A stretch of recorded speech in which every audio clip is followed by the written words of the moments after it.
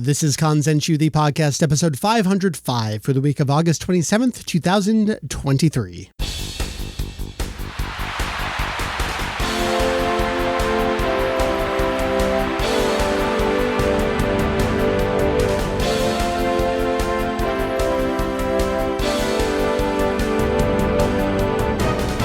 Well, hello there. Welcome back to Kanzenshuu, the podcast. An extension of the all-encompassing Dragon Ball fan site. Kanzenshuu. That's right. We gotta talk about anything and everything Dragon Ball in hopes of enlightening and a little bit of entertaining. Hey, it's the Kakarot crew. It must be that time. Hi, everyone. My name is Mike. You may see me around as Vegito EX. A little mucusy, a little nasally. This is the best that we're gonna get, though. Let's see. Going around the horn, joining once again, semi-regular here, permanent elsewhere, just the king of Dragon Ball podcasting himself right now. It's Ken. I like that you think of me that way because I certainly don't. And then joining once again from that far yonder podcast, but one of the Kanzenshuu Kakarot crew. It's me. We got to not make sure that's double or triple K's there. This is C in there somewhere. Yeah. Randy, hello. Hello. Hey, nice to be here again, man. Yeah. It's great to have everyone here. We are indeed covering initially teased, 7-8 months ago? And we've been waiting. Right when we did the Bardock DLC. Yeah. Dragon Ball Z Kakarot. Remember when we played the base game? We're like, this is more of a Gohan game than a Goku game. And now the more we play this game, I guess it's kind of Goku again. We are on the, let's see, this is the 5th DLC pack, the second of the second season pass. It's the game that keeps on giving here. Yeah, that's kind of how these games have been going lately. Rather than pumping out a game every year for a yearly release schedule, they're like, well, we've got like 4 of them. Let's just keep updating them forever until the heat death of the universe. Till someone stops paying for them. Yeah. I'll take any excuse to put my hands back on this game. So here we are once again. We reviewed the base game. We did not review the first 2 DLC packs. We've talked about them here and there. We reviewed the 3rd of the original season pass, the Trunks DLC. We reconvened to review the Bardock DLC from this season pass, and we once again reconvene to review the 23rd Tenkaichi Budokai DLC pack here for Dragon Ball Z Kakarot. This was a different one, but more of the same in the same way. I don't know. I feel like I got a lot to say, but at the same time, not a whole lot to say about this pack. That is all we're doing this episode. It's Mike, it's Ken, it's Randy, it's Kakarot time again. Let's get right on into the topic. Here we go. Hey, so, all right, I'm going to spoil maybe the end of the conversation up top. So we got that first season pass, which was the Beerus stuff, which was more of like a grind fest that maybe they didn't quite know what they were going to do. Golden Frieza stuff had some more story to it. And then the Trunks one was like, oh, okay, we figured it out. Like, this is the big thing. It was expansive within the expansion pass itself. And here we are in the second pass where the Bardock one was, it covered the Bardock special, but we all kind of agreed that maybe the Trunks one set the bar a little too high when we were coming into it. And here I am in this one where I'm like, y'all didn't really cover the whole story here. And what I mean by spoiling the end of the conversation is is whatever comes next going to be the equivalent of the Trunks one where that's the really good one of this season pass? So earlier in this year, Mike, when we did our predictions, I think I said that I was predicting we were going to get Baby. And I'm just not sure if that's going to happen now. No? I mean, a combination of I've seen some discussion online, and of course this is grain of salt stuff, but discussion that it's going to be the 28th Tenkaichi Budokai. Yeah. And I think that might fit more in with the scope of where these past 2 DLCs have been. I think Baby's going to be a lot more required. Of course, who knows? Well, I mean, I'm not very far in my watch through of GT right now, so I don't know what's going on with Baby and what happens, but who could say what happens? Yeah. I mean, I think there was a very specific sub-story that happened during this DLC that I'm like, oh, are we doing Baby? Me too. Oh my God, I thought the exact same thing, Randy, which is kind of where I was going with this. Is it because of Pilaf and saying things? Yeah, Pilaf, he's like, I'm going to get those Dragon Balls, and then I'll be able to do something about that Goku And if only that Goku, yeah, I know. I was like, oh, geez, this transition. Okay, before we talk about what isn't even out yet, let's talk about this DLC pack. Yeah. Again, the second one of the second season pass, 23rd Budokai. We're going to cover the story of the DLC pack, which if you've read or watched Dragon Ball, you know this story. You know the main story beats. There's, of course, minutia to this that is either original to this game specific for its own storytelling beats or like additional sub stories or post game stuff, but we are going to cover it all. So if you're interested in playing it, great, listen along. But if you're interested in playing it and not knowing anything about that extra stuff, maybe you want to play it first and come on back, or there's too much for us to talk about to kind of like draw a line in the sand on this one. I think there's just a lot I want to hit up. Let's start at the beginning of this DLC pack. We kick things off not with the 23rd Tenkaichi Budokai, but with a playable fight against Demon King Piccolo. And so while this is awesome and incredible to get to finally jump even further back than we thought we were, yeah, the day this DLC came out, they put out a trailer that spoiled this part. And I was a bit furious about that. But the one thing you could have left that alone. It would be so much fun to jump in and play that without having known beforehand. Yeah. See, I'm glad they spoiled it, because after Bardock, where we had recently had Trunks, and we're like, okay, it's the Trunks special. And then it kept going and doing super content. And then we're like, all right, will the Bardock thing be more? Will it go into super and like the fight against Gas or anything like that? Yeah. And then that didn't happen. They put out this trailer and I'm like, I want to watch it so that way I know what to expect, because if there's any surprises, they're going to show them. Yeah. And that way I'm not building it up in my head of like, this is going to be great. They're going to do all this. Oh, never mind. They didn't. Now I'm sad. So I somehow managed to avoid that trailer, which amazing for me. But so yeah, that was really fun jumping in. I thought it was just going to be just kind of like in-engine, cutscenes showing it and then transitioning you over. But to play it for a little bit, I mean, it gets you that like reacclimation to the controls of Kakarot again in this kind of like prologue fight. I thought it was a really, really strong introduction to this pack. Oh, yeah, 100%. And it's not just a reacclimation to the controls, but slightly adjusted controls for ground battles. That's true. I guess we got to talk about that. Obviously, we are pre-Saiyan arc here, so while flight does come into play at the very end of it, which you wouldn't know, we're going to talk about this, but the dub titles, everyone screams Pukujutsu because that's the important thing that's happening, and in the dub script, they just yell Goku, like... Anyway, so flight isn't as important or... existing, I guess is the word I'm looking for. It's all ground battles from the Demon King Piccolo all the way to the end. You're fighting Giant Piccolo Jr. there in the fight. We'll talk more about the story, but let's stick with this for a little bit. Because it had been since the Bardock DLC pack that I had played here, time passes in between. I felt like when I jumped back in, I didn't really have to reacclimate too much, or like I wasn't missing the flight. It just felt very natural to me jumping back into Kakarot here, even with the ground-based battles. I think I had jumped in to play a little bit of Kakarot. The base came like 2 weeks before this dropped. I don't know. I was itching for it. I can't wait. So I decided to restart the story mode so I kind of knew the controls. But on top of that, I've played a bunch of those Naruto Ultimate Ninja Storm games, which are the same developer. There's no flight mechanics in that. So I was like, all right, we're just doing Ultimate Ninja Storm. I like that. So felt natural. Anything else about the opening? It's real strong. It is real strong. It's, very, very dynamic, very theatrical. And I think it does a good job showing, here's what happened to the stuff. We're not going to cover it in another DLC pack. Sorry. Yeah. But here's this thing, and it's cool. And then also kind of neat to see, what Demon King Piccolo's fighting techniques are, which then are very cool to see back again later on when you're fighting Piccolo. Like, oh, cool, he fights the exact same way. I dig that. But one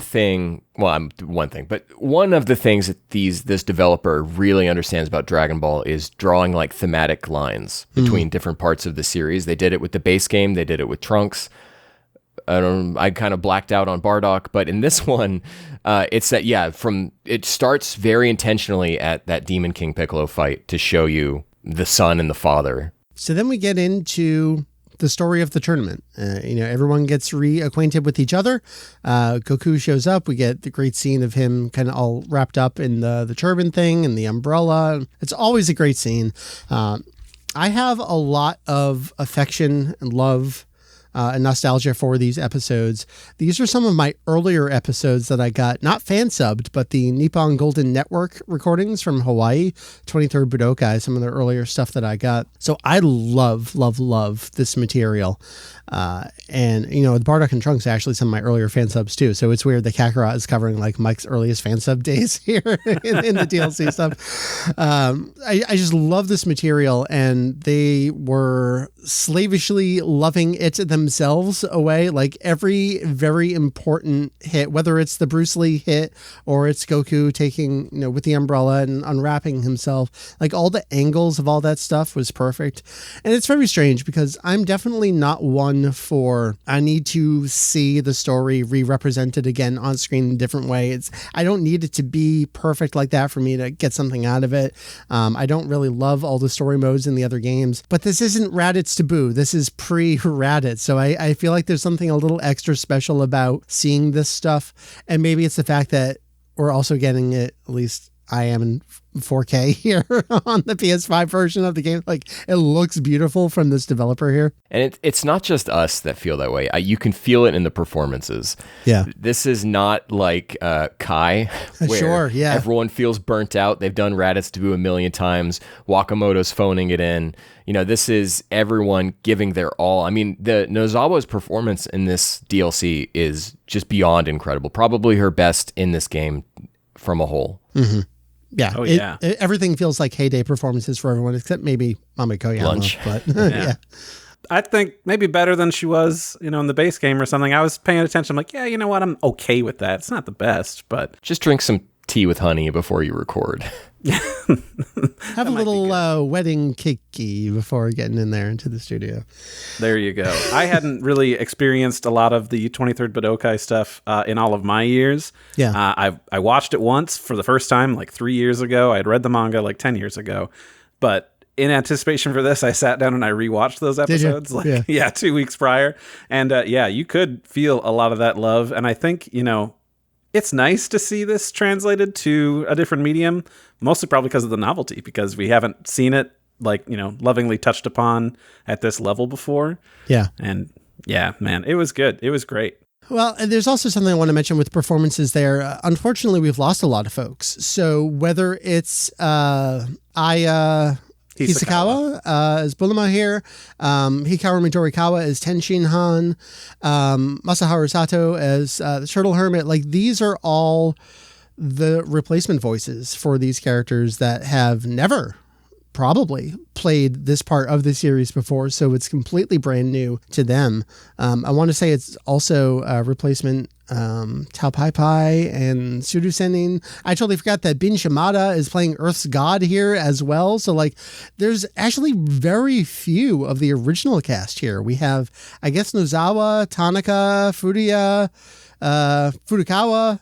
So kind of like some of the heavy hitters, but everyone else on the sidelines here is kind of new. I wasn't a big fan of the replacement Tao Pai Pai voice at all. I really dislike that. Is it still the same actor playing the tournament announcer? I feel like it sounds right, but I could be entirely wrong, and that could be long since changed. And I'm just used to video games, and like that's what he sounds like. Now I guess kanzenshuu.com/cast. I was going to say, who is Tao Pai Pai now? I'm second guessing whether or not it actually is a new voice. I have never seen most of the original Dragon Ball in Japanese, and I don't know when or if I'll go back to rewatch it. But is the Crane Hermit's laugh like that in the original? No. Oh, okay. You know what? So it looks like Chikao Otsuka did pass away in 2015. So that was Dragon Ball. That was movie 3. Okay. And so then now it looks like Yukimasa Kishino took over in the Z episodes. I would have to double check and see if Kishino's playing him here in Kakarot as well. I didn't notice that. So yeah, the like howling, like weird sound. Yeah. That's, I don't know. Yeah. Some of it was, I could take it or leave it. It's kind of interesting because Tao Pai Pai and the Crane Hermit show up in the base game as like these side characters for all these side missions. And so then gonna have them come back around here as main characters. And maybe this is an opportunity to transfer to something that I wasn't expecting in this, which was great. And I wish I did more of, including some of the other fights, and that's a side fight, which isn't even a side fight to the actual tournament. It's a flashback fight, and it's a flashback to Tenshin Han's assassination training, and getting to play that. Was totally not expecting that here. I was not expecting the hardest fight in the entire game to be the second fight of this DLC. Yeah. I was wondering, I'm like, am I supposed to lose this? Oh, no, I don't think I'm supposed to. Oh, no. And then I just started cheesing it with just constant key attacks. It was cool to see something entirely new. I didn't expect anything like that. I wonder where the idea came along in development to do that fight versus, other things like developing other playable characters to get through all of these major fights. Yeah. But I mean, it's cool that they go back and they're thinking like, what stuff haven't we covered or has been shown in idiom or has been talked about in interviews or something like that we've done in the past, and be like, all right, let's dive into it. Let's show people something new from a new perspective. That fight drops an automatic save at the beginning of the fight. So if you have not dropped a manual save and you go back to, say, change the difficulty down to easy just so you can get through a fight when you're doing a game for a review, you have to start the DLC all over again, which I learned the hard way. Oh, man. After that fight on easy, I turned it back up to normal, and the rest of the DLC is perfectly not difficult. So I don't know what's up with that jump in difficulty with that first Tao Pai Pai fight. Well, there's that, and there's the usual early stuff, whether it's in the base game or some of the DLC, where like you don't have items yet or not allowed to use items during some of those fights. So we got used to the end of Kakarot fights just having 99 of whatever Vita drink or whatever, and just constantly popping that to cheese your way through a fight, and not having it here was like, oh, I got to really pay attention here. And there's not even a way to really grind for levels. No. It's such minuscule experience from fighting the thugs, and the experience you get from doing the meals or whatever is just not worth it. The time, they really want you to just do the story and blow through it. Let's pause on that for a little bit, because like most of the other stuff in the game, you have those kind of like training grounds where you can, if you've unlocked whatever things so far, that all right, now you can unlock the Super Kamehameha. And I feel like that was the main one that you could do there. And it was the same kind of thing where it was like, oh, I need more experience before I can do this, but the only experience I can get is doing the main story. And the next thing in the main story for me at that point was Goku versus Piccolo in the finals. And I didn't want to do that without the Super Kamehameha. So I just did a couple, like there were no side stories, so I just fought some like the robots or whatever. Except if you travel a little too far off the beaten path, you're fighting these level 45 enemies as like a 25 Goku, and that fight doesn't go well either. There's just something about the overall structure and balance of the layout of this DLC in particular that just felt like it didn't all come together for them. Like there was supposed to be more to do. And especially where, we don't get most of the fights in the tournament, it definitely feels like there should have been more there for you to do to either get more experience or raise up some of those levels before then. Just something missing here. I ran into a different sort of challenge, villain, so to speak, in fighting that stuff. I know that you said you played this on your PS5. Oh no, the villain is? The villain is some weird performance issues on this PS4 ass game. Yeah.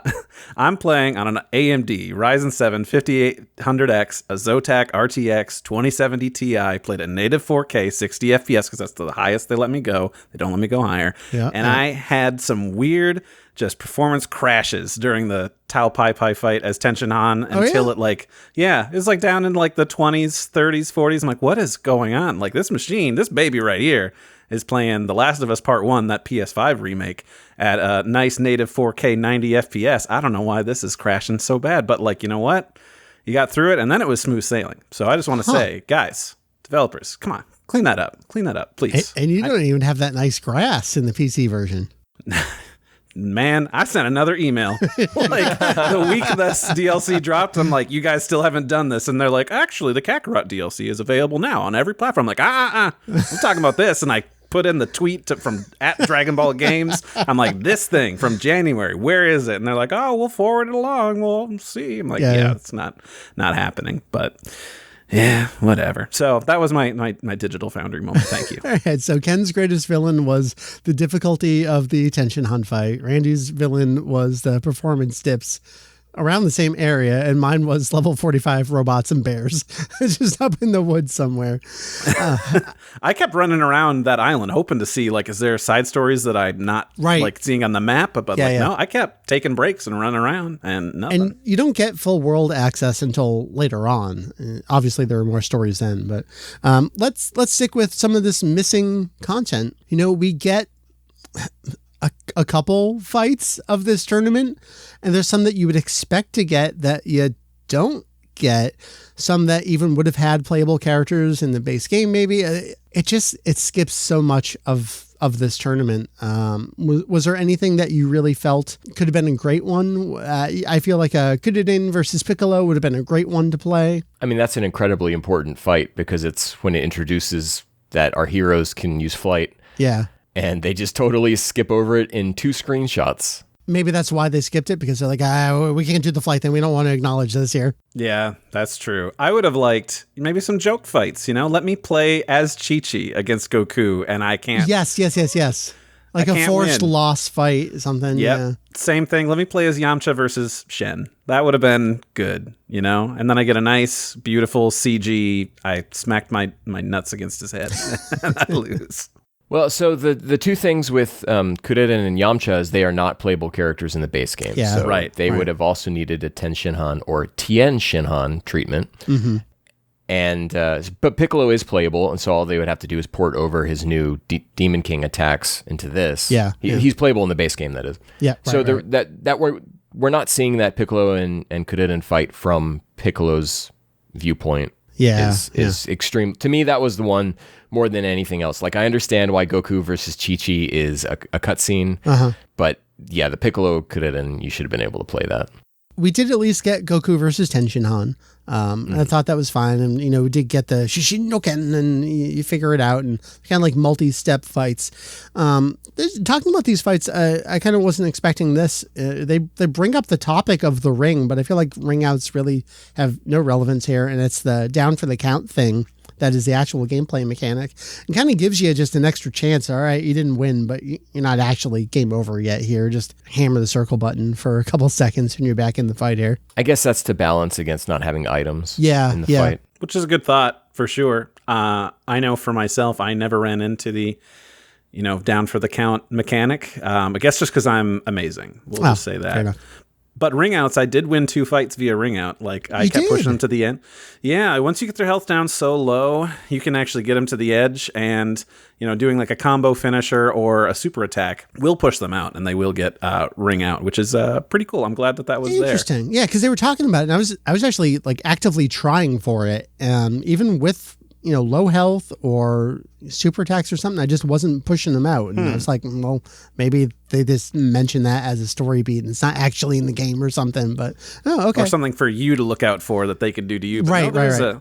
There's an indicator right up next to like their health bar that's like, hey, they're here in the ring out zone, both health wise and location wise. So interesting. Yeah, it worked for me. I never encountered it in the main DLC, but in the tough training stuff that you can grind out afterwards, I have done that a few times. I want to talk about the music a little bit here. Really, the standout is the new arrangement of Makafushigi, which is just a banger all around. So to have it here, I feel like it's played at an appropriate place towards the end of the main story that we get in here. And what I thought was a fantastic touch as well is as Goku's flying off, we get a Head-Sha-La arrangement as if we're transitioning, the story and the tone here. It's like that attention to detail that I think the developers do a great job on here. The tracks are so great that I uploaded a video of playing through this DLC to the We Gotta Podcast YouTube channel, and it got content claimed on that stuff. Did it? Yeah. Great. Yeah, they claim the jingles of Head-Sha-La and Makafushigi. So even if it's not like a real official version, just the composition of it, they will claim, which is wild. They're aggressive. Can we talk about the screenshots? You mentioned screenshots, and I remember they were in either the base game or previous stuff. It seems like exceptionally worse here. I don't know if it's just because there's no real good scan of the original Dragon Ball. Go boy. See, it's weird because this DLC uses them in 2 different ways. So it uses them in zoomed in where you can see the pixels, and then towards the end of the DLC, they use some that are zoomed in, but they put a filter over it so that it looks painterly almost. And that I kind of dug. If you have to use these screenshots, use them that way. Yeah, I just shouted at my TV while I was playing. I'm like, it's the crunchy JPEGs again. Nice to see you, old friend. Yeah, they still look bad, and I guess for this one I kind of can forgive it because they're flashing back to a lot of material that wasn't in this game versus the Bardock DLC. It's like, I played this. You had it in gameplay. Just take a screenshot of that. Like, that'd be better. But yeah. Just arrange a scene for me instead. But yeah, exactly. I mean, some of them, they don't have the models. I guess we had young Goku, but we didn't have young Chi-Chi or anything like that. But sure, yeah. Yeah, man, something. Get the Kai reanimators on there. Have them redraw it. Like, it's exactly what I want here in this. The Kai reanimation of Dragon Ball. Hey, you know what? I think versus what we have, I'd probably take that. Just so that way there's a hint of effort that was put in. So far we've talked about a lot of stuff we love. The presentation, whether that's the audio or the visual side of it. The fights that we did get were all super fun. Everything well represented. A lot of stuff we feel like we're missing. There are a couple real big detriments for me in this DLC. One is a continuation of stuff we've had previously. I alluded to it earlier, and it's the dub titles, and that it's the dialogue from the rewritten English script of the game, even if you're playing in Japanese. And there's just something about, I don't know if it's that I know this part of the series so well, it felt egregiously terrible to me, whether it's the aforementioned yelling Bukujutsu, like the point is that he's flying, that's the point of the scene, not saying that. Made this joke on Twitter, but all the times that they write around the fact that someone's going show, like you just say darn it, I don't know. Even stuff like shine, they adapt that 12 different ways. Yeah. I mean, I'm not looking for a literal translation. I'm looking for something that's faithful to Dragon Ball, and there's just something about it here in this particular story that's like that's not even remotely close to what these characters are saying here. I agree with you. It's bad. But the one thing that these dub titles did not follow up on from the dub version of these episodes is when Goku agrees to marry Chi-Chi. Yeah. In the dub, it's something like, well, the heart wants what the heart wants, or something like that. Uh-huh. And they, thankfully, whoever localized this was not aware that that's how the English dub treated that line. It still wasn't good. I can't remember what it was, but a lot of it was rough. I think especially for me, because I've never watched this section of the story dubbed from Funimation before, so I had no idea what they had done previous. So really threw for a loop. I'm like, this guy's name is Hero? What? Oh, I guess because they renamed the Crane Hermit Master Shen, and that's already taken now. So we got it like, there was no forethought in thinking like, let's look ahead in this series. What characters are named what? That's why you can't just arbitrarily rename characters, because you run into a situation like this. Exactly. Now, you can cut this out if you want. Never. But cool dude, Techno Syndrome, from Kanzenshuu, did the real cool thing and put up a mod for the PC version to change a whole bunch of the text in this game. So midway through the DLC, he put up, he's like, I updated my mod, here you go. And I'm like, oh, good. Now everything says what it's supposed to. This guy's name is Shen. This guy's name is just Crane Hermit. It was good. Unfortunately, it was after the point where Goku understands like who Shen is supposed to be, being like, oh, Shenlong, Kami made him, that's Kami. Yeah. So I was like, oh man, I gotta go back now and see like, okay, did he change that line? He said he did. So that way it makes sense, because in the dub it was like, oh, a hero is a guardian. It's the guardian of the earth. It's Kami. Like, look, they did what they could with that line. That's another one where they get to it and they're like, well, I guess we have to do something remotely faithful to it here, and we'll faithfulize the rewritten eyes version of this line. Right. So shout outs to him. Thank you. My Indeed. life is forever improved. At least with names there. Then you get funny stuff where you get like Mercenary Tao, but then fighting alongside him are the Tao Pai Pai robots. It's like, why? What's happening here? It's like two different teams there. One of them is like, I'll handle the story stuff, and you handle all the gameplay and like enemies, and they just weren't talking to each other. Yeah. Yeah, it's whoever is doing those Dragon Stars figures where it's coming out with Muten Roshi and Super Yi Shenlong. Right.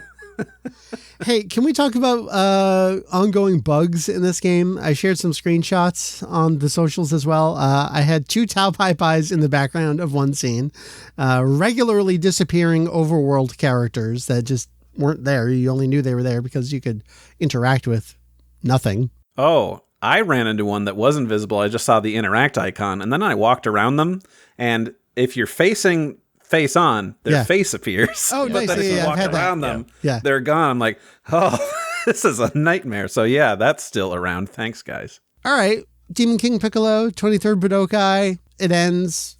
Hey, it's Kakarot. DLCs have their own postgame. So I didn't continue very far into this one. I'll be on record here.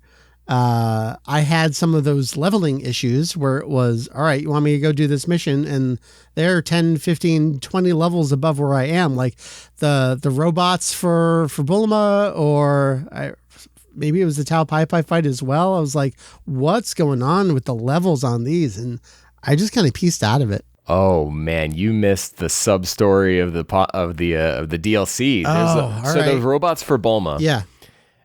Where she has you put there's a virus or something. Well, then somehow some Red Ribbon Army antivirus is activating against what Bulma's doing. And then you get to see Dr. Gero, and he's like, I'll get you, Goku, and now I'm going to move on from robots to the next thing. And oh man, all right. I missed out. Which came after the Pilaf thing that I had done. So I'm like, okay. We're going back through, we're going to set up all the villains that come back, later in the main story, even though Pilaf doesn't show up in the main game. So that's kind of felt to me like they're going to tease, we're going to do GT. So that way we've got this lingering plot thread that we can connect it. Cause then, there's the Gero thing. And it's, I like these things. The Pilaf one, I'm trying to remember what happened. Was it just hunting down some bad dudes, and it turns out that Pilaf was behind it? Yeah, I think you fight them in their robots. Maybe that was in the main story. Maybe that was after. I forget now. Pilaf has hired these thugs to come after Goku, and then Pilaf ends up trying to poison Goku, but then Chi-Chi makes dinner for everyone. Oh, that was sweet.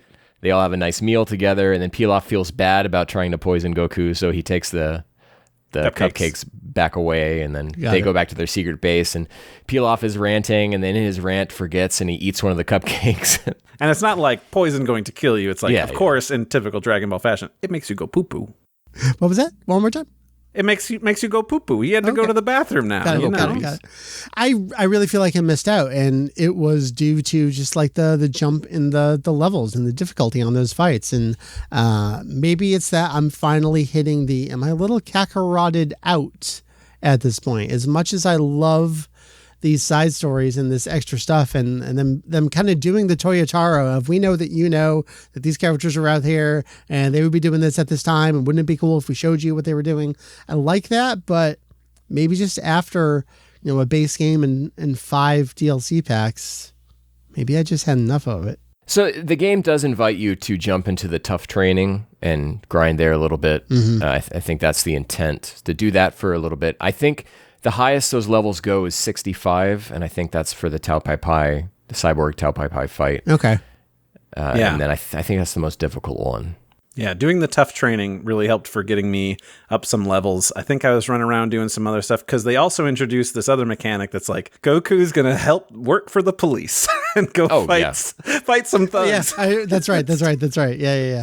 Yeah, so, you get individual and groups of thugs on the map, and then it was one of those just the horde fights. Yeah, the horde fights from the previous stuff. That was another one that I jumped into. I was like, oh no, I'm very much out leveled on this one. I mean, they also have different tiers. Some of them I think were the low 20s, and some of them were in the 40s. So I think the first couple of ones that I did were in the 20s. I'm like, okay, this is attainable and doable, and you're not in the tournament. You can use your items again. Yeah. So that was definitely helpful. Mike, it sounds like you forgot to use your key vision and look ahead to see what levels guys were. Yeah, exactly. I just jumped right in. I guess I just happened to hit all the wrong ones in the wrong places along the way here. So even though you explained all these cool stories to me, I feel like I don't have the incentive to go back and actually do them myself now, though.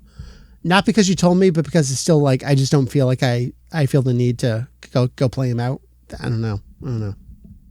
I think for Randy and I, Randy was talking about the Ultimate Ninja Storm games, and I've played those as well, and I really like those. And so maybe for Randy and I, this type of combat is more inviting just on its own merits. And so if you're not into that, then I think that this game so far, and I don't think they're going to be changing a lot in terms of mechanics, is like 80% of the way there. So it can sustain me for a good bit, but I still feel like there's a couple of things missing combat-wise, maybe like one other defensive mechanic, one other sort of thing to switch up combos. Like maybe, I don't know, this would be, quite an undertaking, but like instead of just me mashing the attack button, like maybe if I move the analog stick to the left, it does this different combo. Because I think the Ultimate Ninja Storm games do that, where depending on which way you're holding the stick, it's going to do a different combo and end with a different, sub-super attack that is kind of as an automatic thing for that auto combo. Yeah. So, I don't know, doing something like that. I mean, it's fun. I feel like they went for quantity over quality because, like, this game has a lot of mechanics and a lot of extra stuff, but they forgot to make it all fun. And it's only 8 fights. The story is 8 fights. Yeah. Mm-hmm. They're still good. I still enjoyed them. I guess we should say, how many hours did it take? It was only just a few to go through it? Yeah.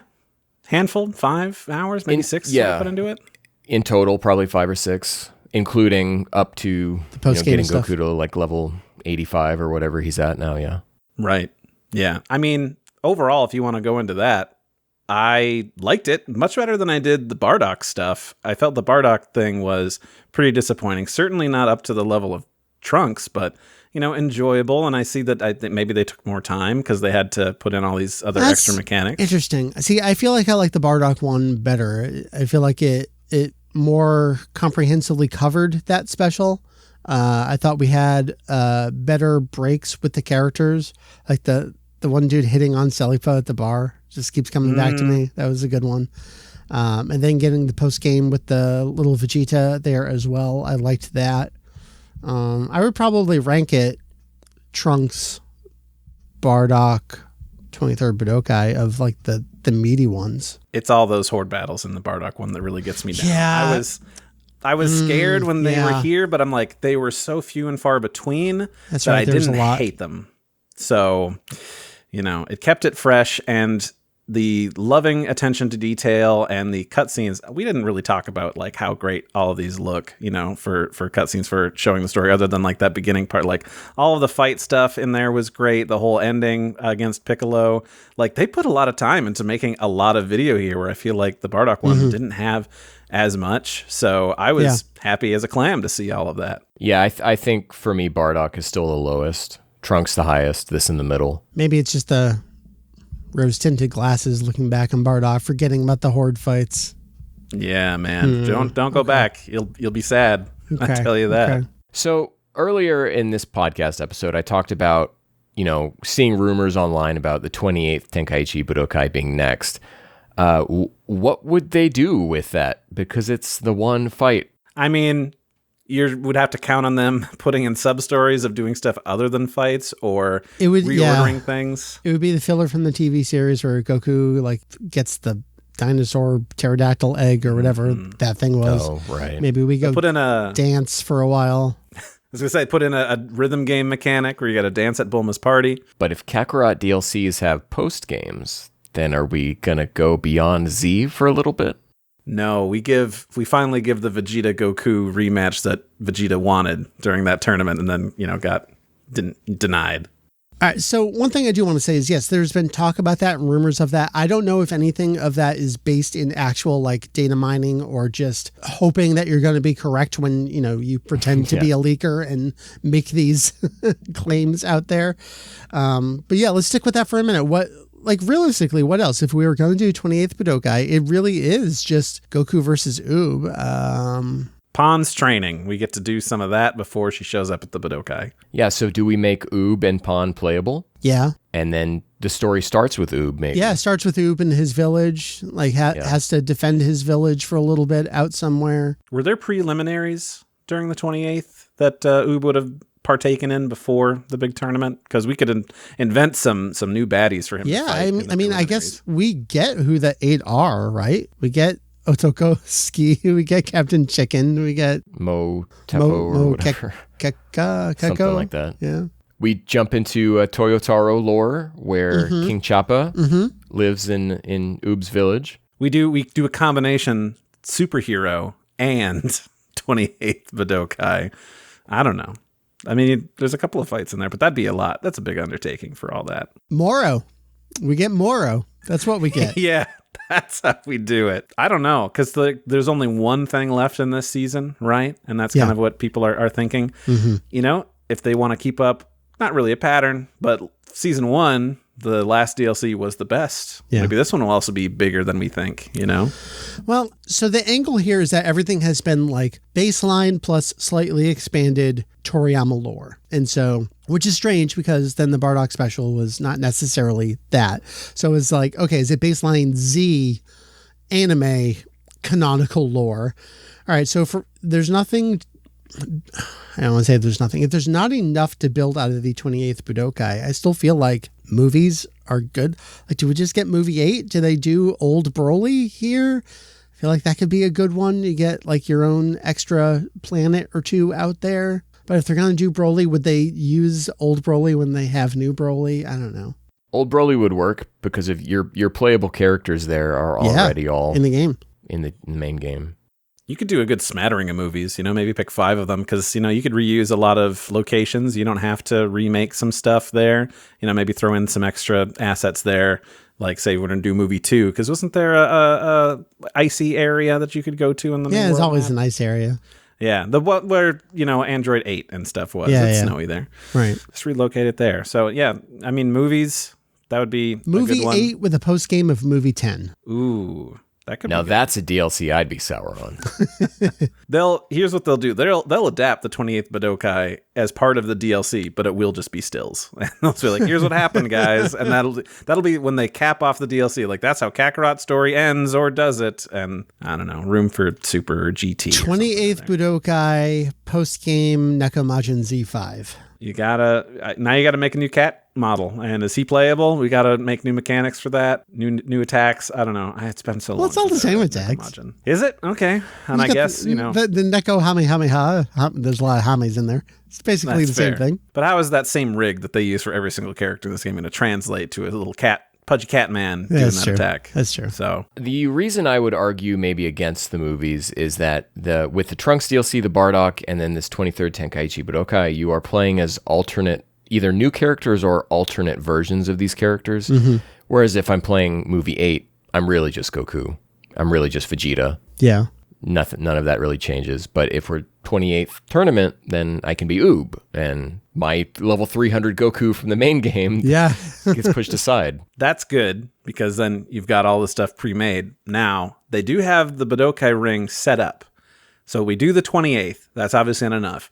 Then we do stills showing what happens in GT. Flash forward, now you're Goku Jr. and Vegeta Jr. at the Budokai tournament. So you get to use those same, you know, area assets, and I don't know, you got to make Goku Jr. playable or something. I'm here for it. Can you just imagine the response if, like, the final piece of DLC for Kakarot, assuming there's no season 3, is like a GT send off? I would be all about that. I mean, Ken and I are into it right now, so I think we'd both love to see something GT related. How about this? This is the expanded Toriyama lore. She's already in the game. Do we do an adaptation of the Fighters storyline with number 21 here as a final DLC piece? I'd be into that.